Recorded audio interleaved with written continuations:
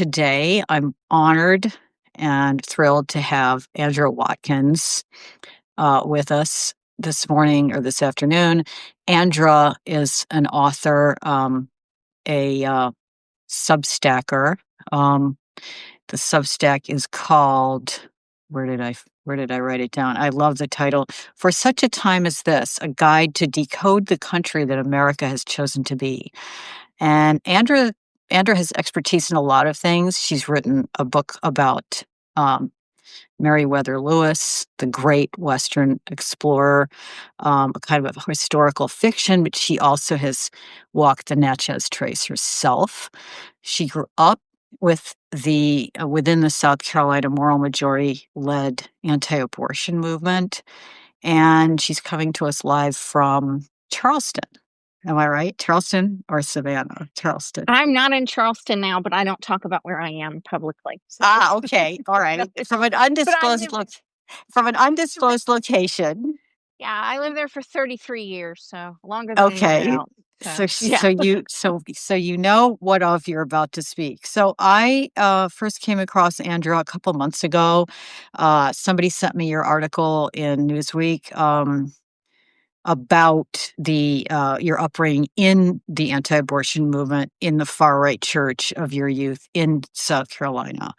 And I'll just quote from it very briefly. I was indoctrinated to believe I had one God-given duty, my female duty to reproduce. Motherhood was not an option or a choice.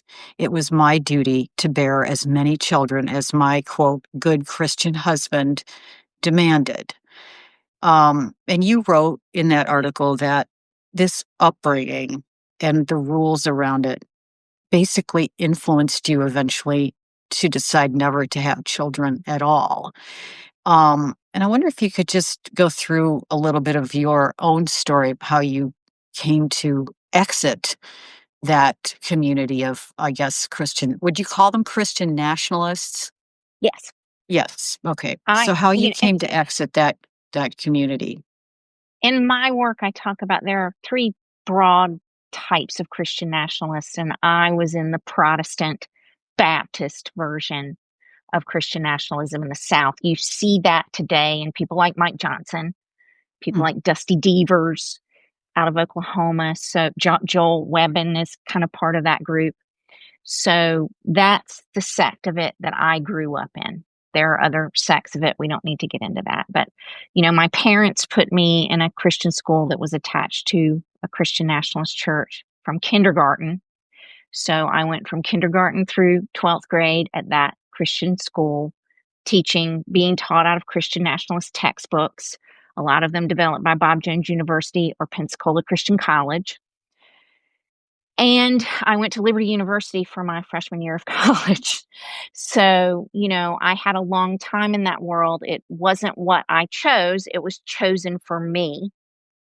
But one of the things that you are indoctrinated to believe as a girl, a young girl, and a woman in that world is that your only role in life is to be a wife to a godly Christian man, to submit to him, and have as many children as God gives you. But before that, sex is wrong.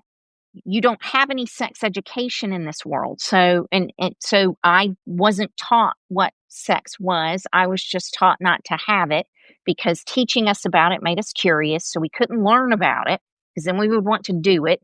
So I found out how babies got made when I was 14 and went to the mall with one of my friends, and she was looking at The Joy of Sex Illustrated and turned the book around and said, "This is how you're conceived, Andra." And so that's how I learned how babies were made. And so I was like, well, that can't happen to me because that would be the worst thing that would ever happen to me. If a boy and that happened and I got pregnant, then I would be kicked out of school. I would not be able to come back to school. I would not be able to finish my education. I would be dragged in front of the church and called a loose girl and a slut and a whore. And, I would be humiliated and stared at. I would be forced to have the baby. So wait, seriously, they would shame you publicly? Yes. For that? Yes. A young woman. That's what happens in the churches. Mm-hmm. Yes. In some churches, they do that. And that would have definitely happened to me. And then I would have been forced to raise the baby. That's another thing that happens in a lot of these churches. The baby is just a consequence for your poor choices. So, and the woman is always saddled with that. The boy who would have gotten me pregnant wouldn't have had any consequences at all.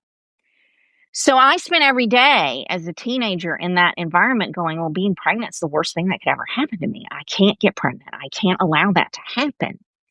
And when you spend, a formative decade or so of your life telling yourself that, I eventually met and married my good Christian husband. We divorced. But, on our wedding night, I was a virgin. And a switch in my head didn't suddenly flip to say, now being pregnant is a miracle.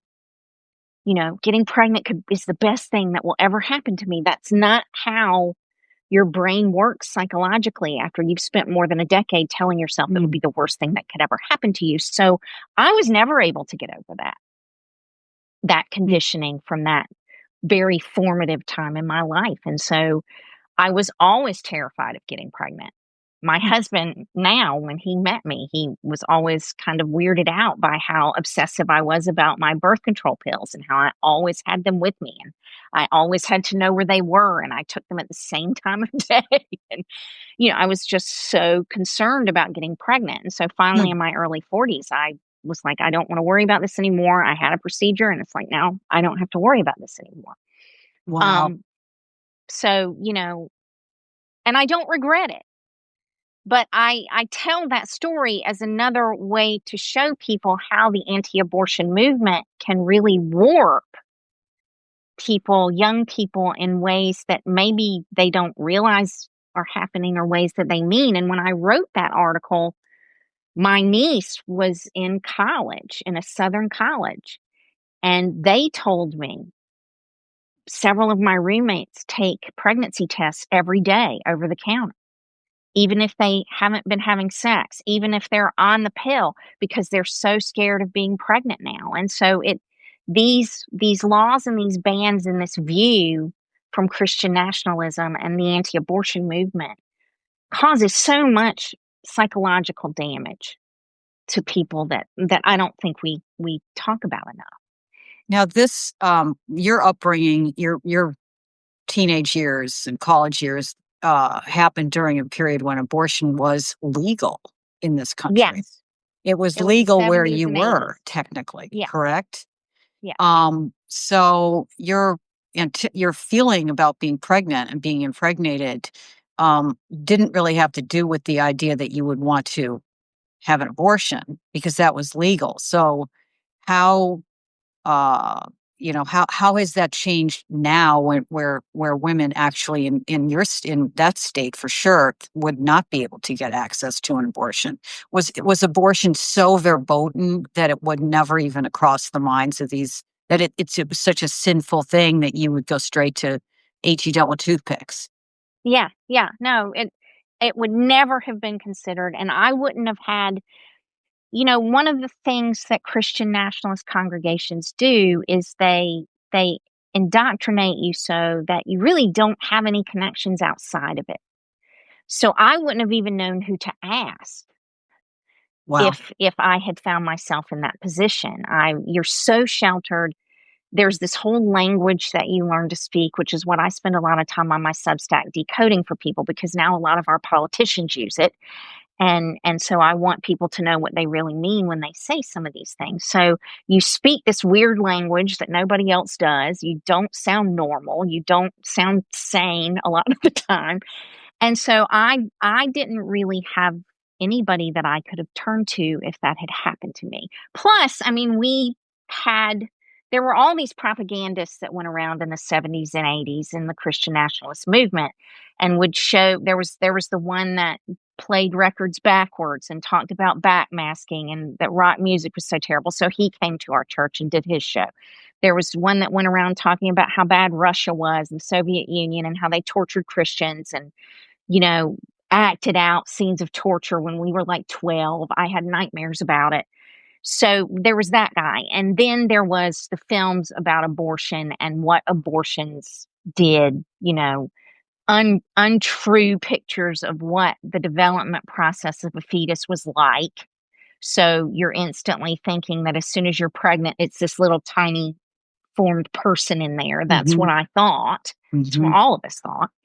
And, then showing us all the carnage and horror that they could about what abortion did to a fetus.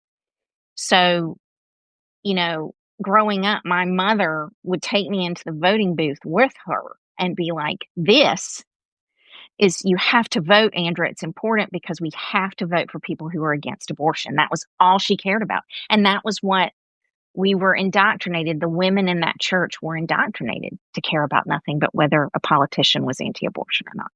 Um, Tell me the decade that we're talking about here. This is the 80s, 90s, 90s I lows. started in 75 in kindergarten there, and I graduated in 87.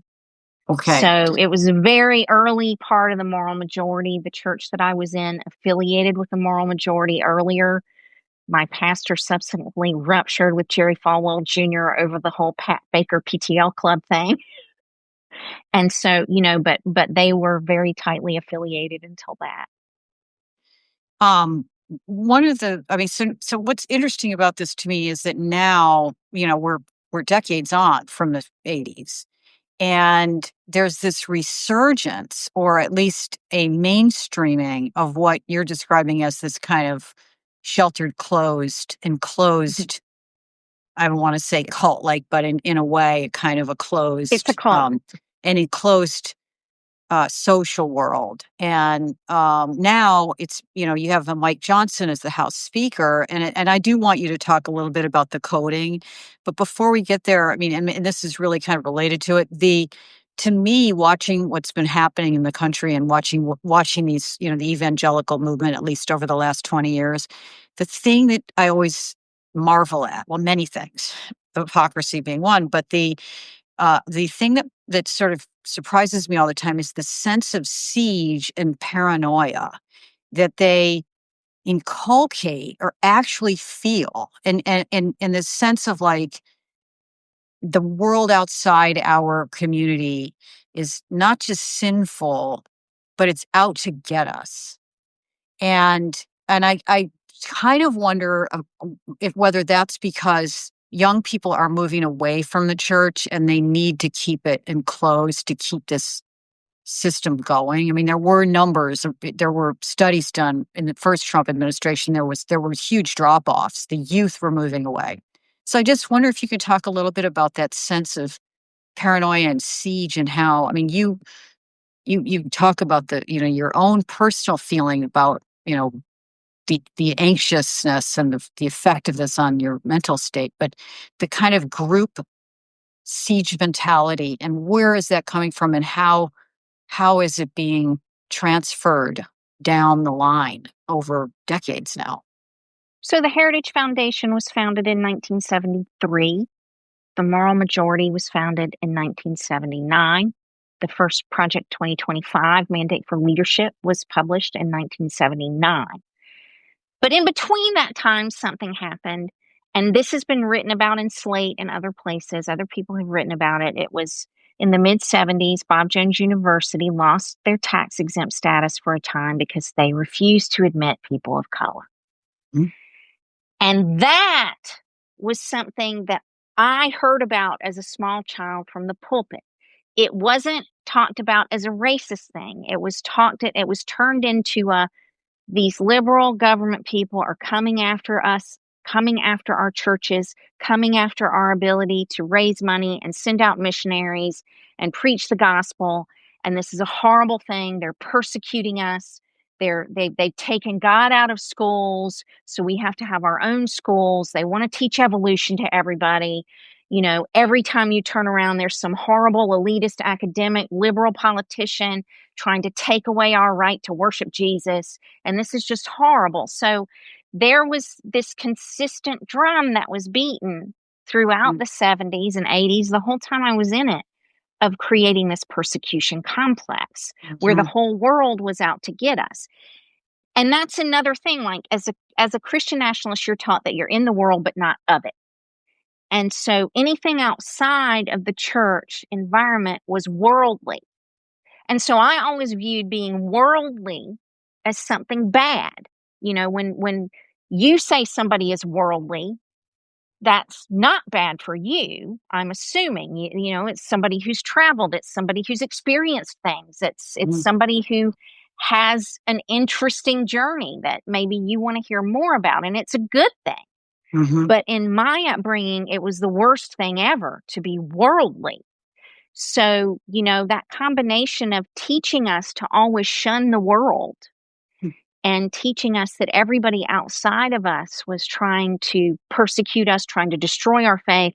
I even heard as small as 7 or 8 years old from the pulpit that we might someday have to take up arms and fight and die and kill our fellow Americans for the right to worship Jesus. So when I look now at how radicalized these people are, it's not hard to understand for me how that happened, because if you spend 50 years in a pulpit listening to that and don't take any off ramps that are offered to you, you're going to be a highly radicalized person from listening to that for decades. I mean, I remember sitting in church thinking, my mom says all of our relatives are going to hell. So am I going to have to kill them someday? Am I going to have to do that? And what will that mean? And, so these are very upsetting things that you're taught, but that's part of the indoctrination. I'm sure Stephen Hassan can talk a lot more about that than me, but because he's a victim of it too, but he's an expert on it. But they do a lot of really upsetting things, especially to young people, that open up your amygdala and make you more receptive to this kind of indoctrination as young as possible. It's Um, it's what they're wanting to do with the Phoenix Declaration in public schools, the the Project what? The 2025. what The what declaration? The Heritage Foundation has published the Phoenix Declaration, and the state of Florida has adopted it for their public schools. And it really is nothing more than a Christian nationalist religious indoctrination tool for public schools. So it would subject public school students with taxpayer money to a lot of the tools that I was indoctrinated with as a child.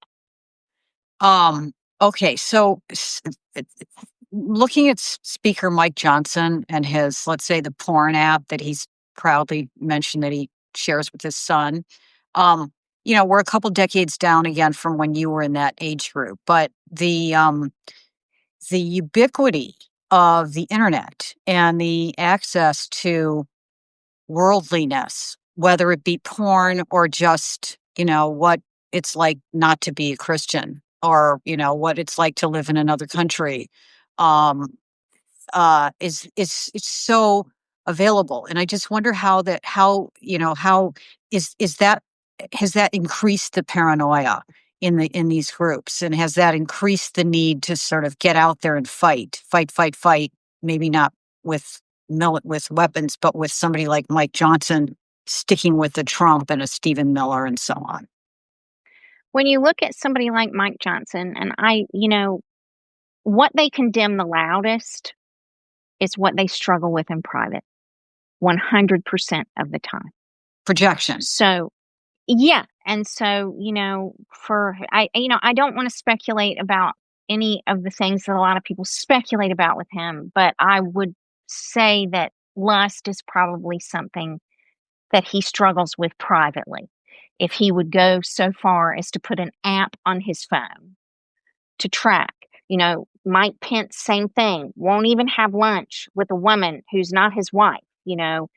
So they're telling us things about their inner lives by these stances they take. I was always convinced that Jerry Falwell Sr. hated homosexuality so much because one of his sons was at least bisexual. Hmm. I was convinced of it. And now it turns out that maybe that was true in some of his escapades, Oh, are we talking Junior's about the pool? escapades. We're talking about the pool boy. Yeah. So, Hmm. you look at those things and I can look at how much we've changed as a society for the better, in my opinion, since I got out of that.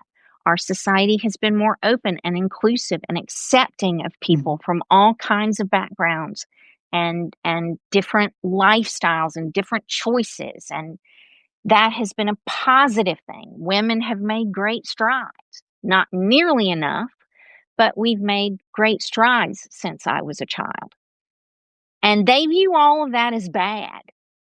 You know, I gave this example to someone else yesterday, a Christian nationalist man who's living in the closet. He can't act on his natural urges because he's told that his natural urges toward other men are a sin. So he can't do that. So he watches over the course of, a couple of decades, LGBTQ people gain more rights. Same sex marriage happens. We have all these pride parades. You know, people in that community are able to love who they love and be who they are and be with who they want to be with without any sort of shame, without any sort of censure. And that person who knows that he desires men but can't act on it sits in his life and sees these happy men living happy lives, and he hates them for it. Mhm. If he can't act on his urges, why does he have to face all of these temptations all the time? Mhm. So that's one of the things that has driven us to get to where we are. Not only do they have to police their own urges, but they have to police all the rest of us so that they don't have all of these temptations all the time to give in to their own urges. So that's a lot of what we're seeing right now with this movement.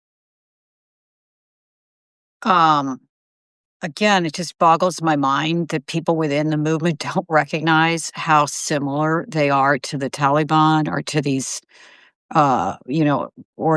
religious organizations elsewhere with these kind of frameworks that people have to live by that And they don't.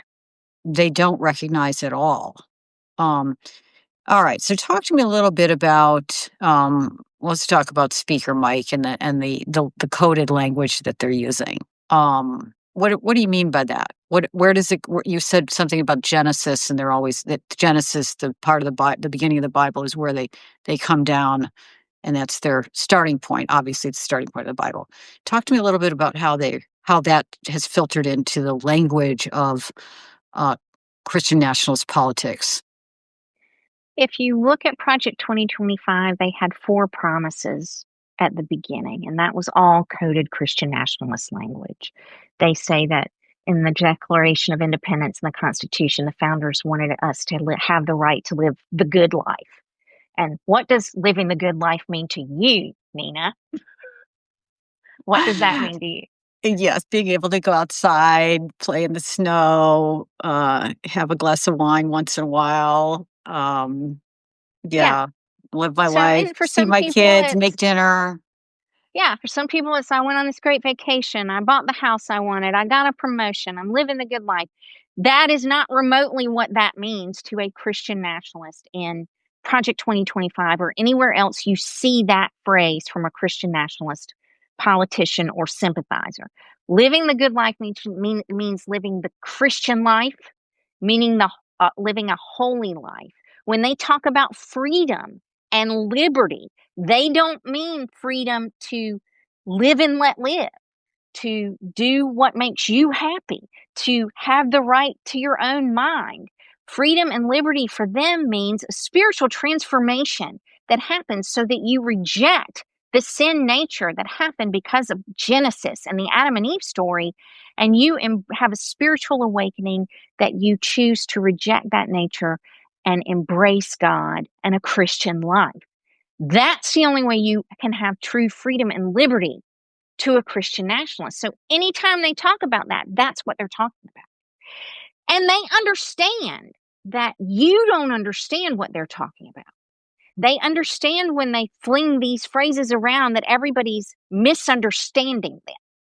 And they laugh about it. Kevin Roberts at the Heritage Foundation is on the record saying we can't go out amongst everybody else and use the same language that we use amongst ourselves because nobody would vote for this. So they fully understand that they're taking words that have meanings that are widely accepted, assigning different meanings to them, and selling that to people as policy and as eventual law. And so that's part of how we got to where we are today.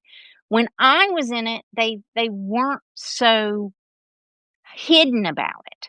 You know, just as I was leaving that dominionism, which is a charismatic Pentecostal Protestant version of Christian nationalism, Hmm. um, that Paula White Cain is part of that sect of Christian nationalism. So they're the Seven Mountain That's Mandate people. for the listeners. That was Trump's spiritual advisor Yeah. last. So, you know, and what they essentially did was copy Opus Dei Catholicism, Hmm. which is the Heritage Foundation, Kevin Roberts, J.D. Vance, Peter Thiel, all of them, in terms of taking dominion over the earth and converting the world to to Christendom.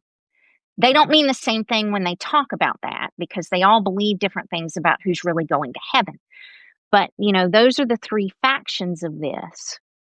And so over the course of time, Wait, the it three went factions. from, Let's just say the three factions. It's Opus Dei Catholicism, yeah, it's Protestant Dominionism, yeah, and which is charismatic, Pentecostal, primarily Christianity. And then there's another Protestant version, which is largely the Southern Baptist Convention, the conservative arm of the Presbyterian Church, and other conservative branches of Episcopalian churches, Lutheran churches.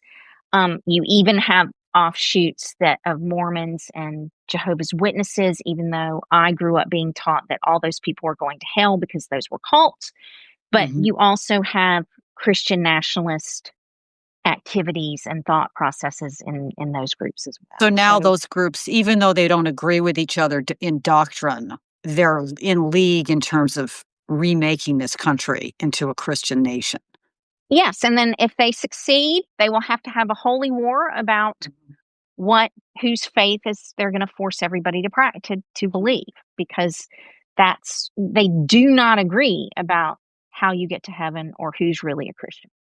So I'm just fascinated by this concept of liberty and freedom. That their definition is so the opposite of what we think it is, because Hmm.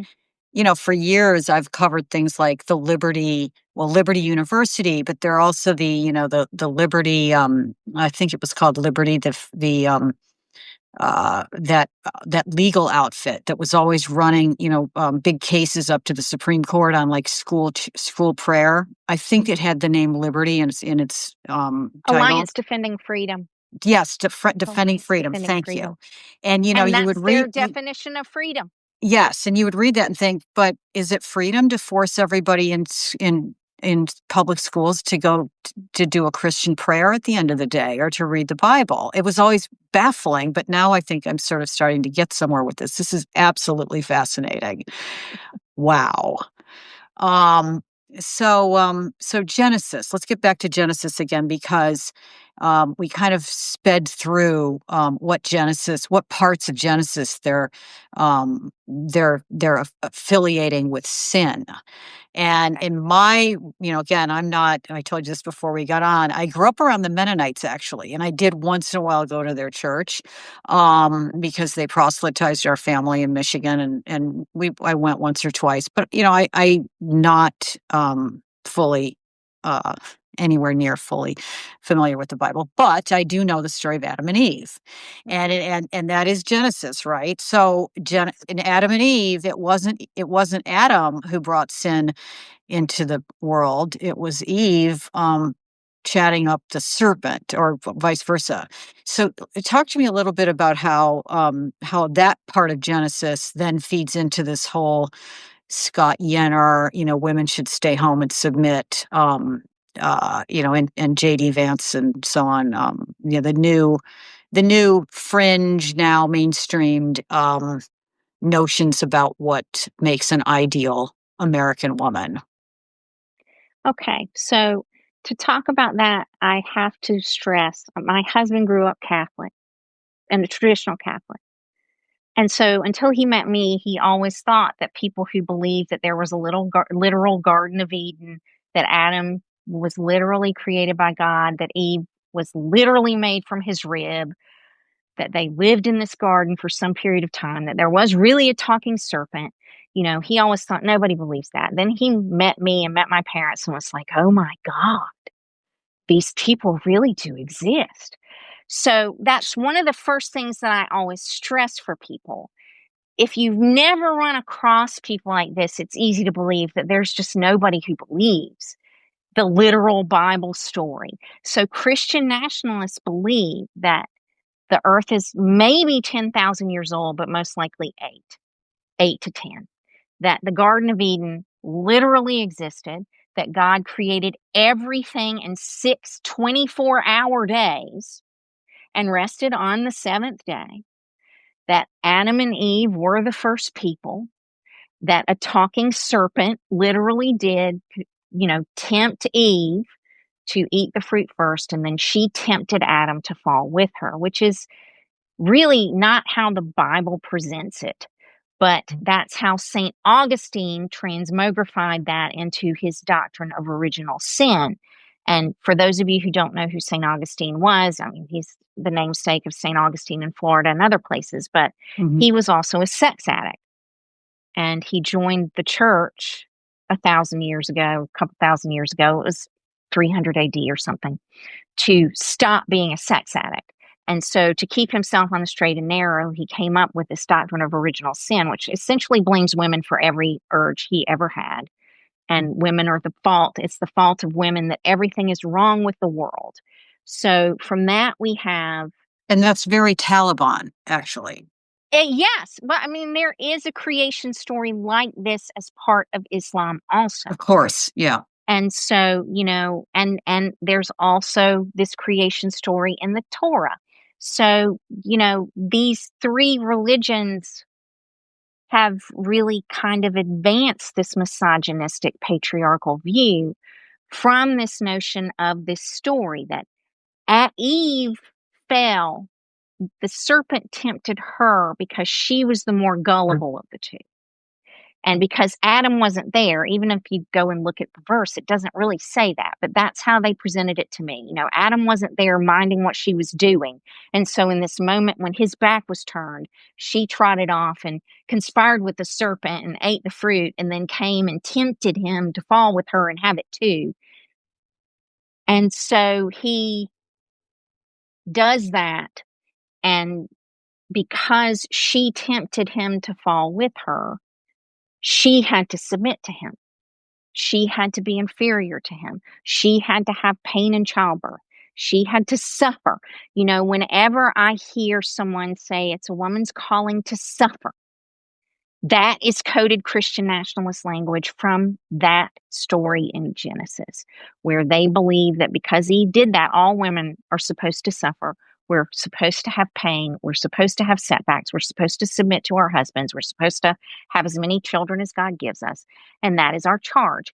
And so everything that they do comes from this story in relation to women. Women aren't supposed to lead men.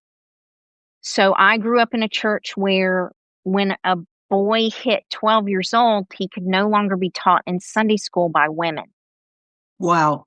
A woman could not speak from our pulpit ever. So Anita Bryant, and you may or may not remember who she was, the orange Mhm. juice lady, came to our church to, as another one of those paid people. And all she could do was sing. She couldn't give any sort of spoken testimony. If she wanted to talk, our pastor had to control how much she was able to say and interview her And she was because she was, famously anti-gay. She was stumping the country about gays, yeah, right? Yeah. yeah. And so, that's how militant these groups are about a woman's place. You are not supposed to talk. You are not supposed to be up in front of men. You're not supposed to have an opinion that differs from your husband's. That even goes into things like you sign contracts of conduct with some of these churches where you agree not to do all these things. I had to do one of those in the school. And so there was this whole list of things that we weren't supposed to do that I had to agree every year not to do. In the But school, a like the lot high school or Liberty University. at the high school I attended. At Wow. Liberty University, also, there was something similar that we had to do, and we were always being reprimanded about things. But, all kinds of things that you could have gotten kicked out of school for doing that were as simple as drinking Hmm. alcohol or, having sex with someone and being caught, because you weren't married and that was wrong. So there are all these kinds of things that are wrong. But in these churches, one of the reasons that I stress that this is so bad is because when we hear JD Vance say something like abuse in marriage isn't cause for divorce, Mhm. that's where this comes from. It's the woman's fault that she's being abused or that he's looking elsewhere because she's not making him happy. And so, because, it's her calling to suffer and be what he wants and submit to him, because Genesis, it's not okay for her to get a divorce in those kinds of situations. So, in either situation, in a lot of these churches, the man will apologize. He will ask for her forgiveness, maybe in front of a group from the church, so that then the church will say, now that he's asked God for forgiveness and asked you for forgiveness, we just have to forget all this. He said he won't do it again, and so that's how a lot of this stuff happens. Abuse happens. That's how sexual abuse happens. They also do that with victims of sexual abuse in a lot of Mhm. these churches rather than reporting it to the authorities. They do these kinds of apology things and require a 12-year-old girl who's been assaulted or raped to give forgiveness to this man who's done this to her. And Mhm. so these men go on and do it to other victims, sometimes for decades, and then we find out about it, and these churches don't do anything. So it's all comes from how they have interpreted Genesis, and that a woman has to be inferior to a man because of a story in the Bible. Wow. I have so many more questions. I hope you have a little time. But I see questions coming up also in the chat. So, one of the things that, again, just want to go back to this. The closed circuit of this mindset and of the attitudes here. How is it that they remain impervious to the broader culture of this country and the changes that have occurred? And girls growing up now, okay, they can keep you in the little Christian church, they can keep you in your own church, but when you went to the mall, you saw the book. I mean, it's impossible. Who doesn't have a phone now? Are they that isolated? I mean, I know the Mennonites that I grew up with, the parents didn't let them watch movies. TV was like verboten. But now, years later, it's how is it that they are managing to maintain this closed community? And it's a They huge have, closed community because they're aware of things like they're aware of Trump, they're aware of Epstein, which we haven't gotten into here. They're making common cause with people in the culture, in the broader culture. I mean, who could be more sinful than Donald Trump? well, one of the reasons that they've been so successful is because they learned how to create their own closed loop culture and not participate in a lot of the broader society. So they built their own structures for communication. And it took them a while, but now they're very successful. A lot of the manosphere was built by them. So, and we didn't respond with that kind of thinking about how to communicate. So because they have been so focused for decades on making sure that they keep their piece of the culture pure and separate, apart from the world, in the world but not of it, they learned how to create so many of these systems to reinforce that. So they can go to Candace Owens and they can go to Allie Beth Stuckey and they can go to and they have people who are talking about popular things, talking about what's happening in the world, but they're making sure that the people in that world get the perspective that they want them to have on it. It's just a continuing part of the indoctrination loop, but unfortunately, the bigger society gets exposed to that as well, and sometimes gets sucked into it. So that's one of the ways now that they've been able to keep people in that world and keep them separate and apart. They also use tools like Mike Johnson's anti porn app with his son. They've developed this whole swath of things to try to keep people from being exposed to things that they don't want them to be exposed to. There's this whole subculture of horrible Christian movies, and that promote a Christian perspective, the Kirk Camerons of the world who won't kiss another woman as an actor who's not his wife. So all Mm-hmm. of his movies are so strange when he's married to people because he barely touches his wife, and it's strange. But they have a whole thing of books that started when I was in it, where you had all these really weird, nobody touches anybody until the wedding night kind of love stories. Mm-hmm. So they've been working on this for a long time. Hmm. And now they want to take that. I mean, that's one of Leonard Leo's new goals. And he was the one, if we recall, who got the Supreme Court to where it is and got so many. I mean, he was part of the Federalist Society and got so many of our judges to be conservative. And in 2022, ProPublica reported that he's now turned his attention to entertainment and media. Yeah. So a lot of what we're seeing is people trying to consolidate that so that suddenly one of my favorite movies like Poor Things will be the most porny thing imaginable and I'll never be able to see it again. Hmm. Everything is pornography. Everything has to have this Christian viewpoint attached Yeah, to it. we did report on the Leonard Lee. Did some reporting on him. He got so much money from Barry Side in Chicago, that Hmm. $2 billion, and that he started to build a foundation out in L.A. for this specific purpose. But you also see it in like CBS being taken over. I mean, these Hmm. takeovers, they're not explicitly white Christian nationalists. I mean, Barry Weiss isn't a Christian nationalist, and I don't think the Ellisons are, but somehow that will be used as a pipeline, I think, for some of this. I don't know. I mean, it's to step, they're stepping into or opening these channels of mass media to the hard right, and I suppose that's going to start filtering in there. But um, Well, I mean, I let even saw it in People magazine a month or so ago. There was a woman in Florida who was pregnant and her boyfriend wanted her to get an abortion and she refused, so he murdered her. hmm, And in the story in People magazine, they referred to the fetus the whole time as her unborn child and her hmm, unborn baby. And wow. so, those little shifts in language have a big impact over time if Mm-hmm. if if you're not paying attention. I see a lot of people asking the same question. Andra, how did you break out of this mindset? What was the I spark? I married my good Christian husband when I was 23, young. You're supposed to get married young and immediately start popping out babies. So I married him. He turned out to be abusive.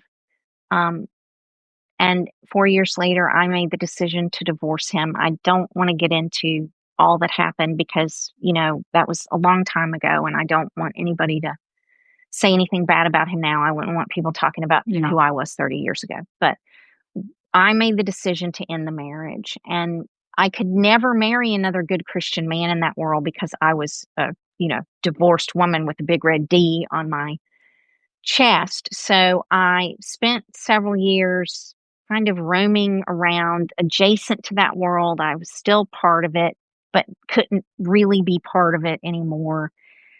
And then I had a falling out with my mother. And another piece of my upbringing was that my mother was a narcissist. And I didn't realize that until a decade ago or less. So I started trying, I wanted to change my relationship with my mother. And I asked her if we could have a more adult relationship like my friends had with their mothers.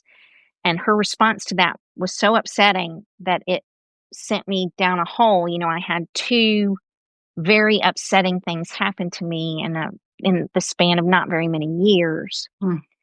And I started going, has everything that have been taught and believed just wrong? I've tried to do everything right. I've tried to do everything I'm told to do and have been programmed to do. And here I am, single in my early 30s, not where I want to be with my job, not where I want to be. So I picked up the book Undaunted Courage by Stephen Ambrose. Hmm. I got interested in the founding of our country. And I thought, I'm going to read some of these history books. Maybe they'll make me a little smarter. And after I read one or two of those books, I was like, every single thing I was taught about the founding of this country was wrong. Wow. I was taught America is a Christian nation, founded as a white Christian nation with a divine purpose. All the religious people came here to found a Christian nation. The founders were all Christians. I mean, all that Christian nationalist story that they tell and want everybody to learn, that's what I was taught. So picking up, I don't know how many of those books I plowed through in a year or two to understand that how our country was a product of the Enlightenment and all of the things that are true about the founding of our country. So that led me into a whole art education because I never had that because it was just all porn and horrible perverted people who made art and created. So we couldn't learn anything about that. Mm. So, it took a decade or more of just going through different things, teaching myself science, teaching myself Wow. different things, that I had never learned to finally be able to break free of that kind of thinking. But I can still just flip a switch in my brain and do it right now and think that way because once you're indoctrinated to think that way, you can always do it. It never goes away. I didn't want to talk about this anymore. I remember the day that I thought I never have to think about the rapture again. I never have to worry about that anymore. And I wouldn't talk about religion or politics or any of that because I was just like, I'm so glad to be done with all that. And then I picked up Project 2025 in late 2023 and started reading it. And I was reading sections of it out loud to my husband, going, do you see the Christian language in this? No, Mhm. Andra, I don't. And so Mm. I persevered and read the whole thing and was like, it's full of it. And I have to warn people that Mhm. this is really a Christo fascist manifesto Mhm. to transform the country into a Christian nationalist theocracy. That's their goal. Mhm. And so, this is not what I wanted to be doing at the age of 56. I wanted to go off and do something else, but I just couldn't not talk about it. So that's how I kind of got to where I am today from where I was. It's if you had told me I would be doing this now 30 years ago when I was still married to my good Christian husband and all of that, I would have laughed. I mean, I would have never believed that I would be doing this today. But I'm grateful that all that happened to me so that maybe it's useful for this moment. Maybe it's useful for other people. That's why my Substack's called For Such a Time as This. Queen Esther in the Well, Bible is my favorite character. I think I'm just so, first of all, I salute your courage and your perseverance, and the Substack and the effort to decode for the public what's going on. I mean, I've followed the evangelical movement for a long time. I've written about it, and I did not know that about those words, freedom and liberty and so on. So thank you for sharing that. Um, I'd really like to get one more. I know I said half an hour, and we're closing in on an hour, so I'm not gonna keep you much longer. But do you want to say anything about the way that these communities have hitched their cart to this libertine, pal of Epstein, and whether that Epstein stuff is actually going to filter down through into that community? Is there enough kind of sense of outrage about, abusing young women, or is that just kind of par for the course that was expected because he was going to be the tool that would get them to this point? One thing that a lot of people who don't have any touch with the Christian nationalist community don't understand is all of these churches are run by many dictators. All of them Many have a strong man. dictators, many All of dictators. them have a Mhm. strong man at the top, and you cannot question the strong man. You cannot push back. You cannot disagree with him. You cannot embarrass him or humiliate him or in any way, you know, push back against what he's saying. So if you do that, you have a bad attitude. You need to get on your knees and read the Bible more and get your heart right with God. You need to spend more time in church. If you do it too much, you end up in somebody's office being reprimanded. If you do it even more, you're publicly embarrassed. and In the eventually church. In the in the in the church. Yeah. So, and if you do it enough, you can be asked to leave the church. So they do not tolerate. They are dictatorships in these churches. So these people have spent 40, 50 years being indoctrinated to accept a strong man because they've done it in their churches. So they are indoctrinated not to question their leaders. So when their leaders stand in a pulpit and say, "This is God's man, he's the one," even though there's all this dissonance with just what he is, they don't question that, because in questioning that, they become uncomfortable. They can be embarrassed and humiliated, and they can even be excommunicated and lose all their friends and lose all their support structure, because that happens when you walk away from these groups. Mhm. So people focus too much, I think, on on how horrible Trump is, and not enough on how that happened. So that's how that happened. Mhm. People were trained for decades to accept a strong man because they did it every week. They did it all the time in their communities and in their churches. So, of course, they're going to listen to these people when they tell their congregations that he's God's man. And they can always come up with another reason why this latest outrage doesn't mean he's not Yeah. God's man. They have morphed and morphed, Yeah. several times. And also, as we talked about earlier, there's so much sexual abuse in these churches because they're not taught a healthy view of sex in the first Mhm. place. Sex is dirty, it's filthy, it's something you're not supposed to do, you're not supposed to think about it. In some of these churches, you're only supposed to have sex with your wife or your husband when it can result in pregnancy. Otherwise, sex is filthy and dirty and not to be enjoyed. So, when you have spent all of your life believing that sex is just a filthy, dirty act, for a lot of them, it it morphs in their brain into a filthy, dirty act that they do act on Mhm. in ways that are appalling and terrible. And so these churches are filled with people who are assaulting and abusing people, adults and children, and people who are looking the other way and not caring about it. And so at some level, they recognize that behavior and they're not appalled by it. I think they recognize the behavior and they're not appalled by it because they feel like they're so close to having their Christian nationalist theocracy. Mhm. He's a tool. Russ Yeah. Vogt and Stephen Miller and J.D. Vance, I mean, they're all true believers. Mhm. He's just a tool that Yeah. a lot of people wanted to follow. He's the cult figure. So, and they've been conditioned to do that. So, of course, that's what they're going to do. Wow. Well, I would ask you for some advice on how to combat this, but I don't know if that's appropriate because it's so complicated. Do you have any thoughts? You don't have to I'm answer. doing my part to How try do to you educate retrain? people. Yeah, I mean, I'm doing my part to try to educate people who aren't in that world about what they're seeing. When they see documents or hear statements or read news stories with quotes from these people, I want them to understand what really being said to them. So that's how I'm trying to fight it. There are other people who, there's the guy leaving MAGA who tries to help people reach people who are in that world and help them leave.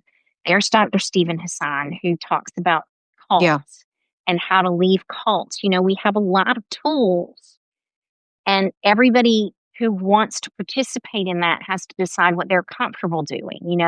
People Mhm. say all the time, you have to keep doors open with these people. I don't feel like I do. I feel like those people took enough from me. So Mhm. I don't really have relationships with anybody in that world anymore. But that's an individual choice, and you have to make the choice that's right for you, not Mhm. what a choice that somebody else tells you to make. So, for people who have the bandwidth to do some of the things that these other experts recommend and try to build bridges and that sort of thing, I applaud that. Mhm. If people have the bandwidth and the mental health ability and stability to do that, absolutely do it. Mhm. It's not one size fits all that's going to get us out of this, and it's going to Mhm. take it's another thing that Americans aren't good at. It's not going to happen in an election. We're not Mhm. gonna defeat this in 1 or 2 elections. This has been indoctrinated into us for generations, Mhm. and it's going to take a focused effort to undo that, that will probably go on for generations. Wow. Well, Andra, thank you so much for all you're doing. And I just want everybody listening to check out the Substack, follow her Substack for such a time as this, a guide to decode the country America has chosen to be. Such a great title. And yeah, follow her and I will be following you and I'll be looking forward to your other books in the future. And thank you so very much. This has been a wonderful, one of the most interesting conversations I've had on here. So Well, really I'm happy to appreciate your come time. back anytime, and it was lovely to meet you. I've heard so many wonderful things about you, so it was great to be here. Well, thank you. Well, we will have you back and we'll talk about how to solve it next time. That's an hour or Okay, two more. Okay, take care. Bye-bye, bye. everybody.